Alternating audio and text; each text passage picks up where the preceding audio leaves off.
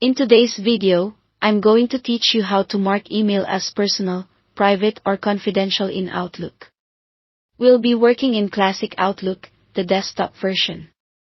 If you're using the newer preview experience, your menus may look different, so switch to Classic Outlook first. This helps ensure the options we use are available and in the places I mention. Let's start with marking a single email. Open a new email message as you normally would. Before you send it, go to the File tab. In many versions, you'll see Properties right there, and in some you'll find it under File, then Info, then Properties.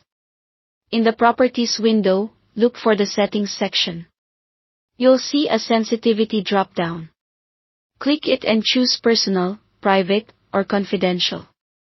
This selection adds a sensitivity header to your message so recipients know how you want it handled.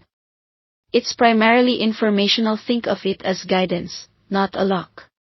It doesn't encrypt the content or stop it from being forwarded. When you've selected the sensitivity you want, click Close to exit the Properties window, and then send your email as usual. If you skip the close step, the change won't be applied, so it's worth pausing to make sure you close that window before you hit send. Now, if you want every new message to default to a certain sensitivity level, you can set that globally.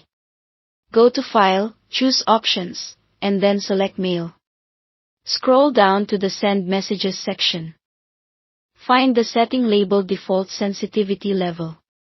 Open that drop-down and choose Personal, Private, or Confidential, depending on what best fits your organization's norms or your personal preference.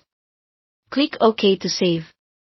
From now on, every new email you compose will automatically include that sensitivity, and you can still override it on a one-off basis using the same properties method we just covered. A few quick tips to make this work smoothly. If you collaborate with others, agree on what each label means operationally.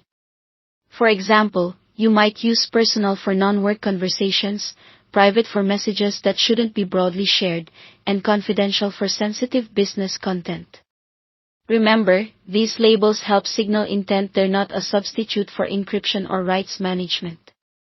If you truly need to restrict access or prevent forwarding, consider combining this practice with your organization's security tools.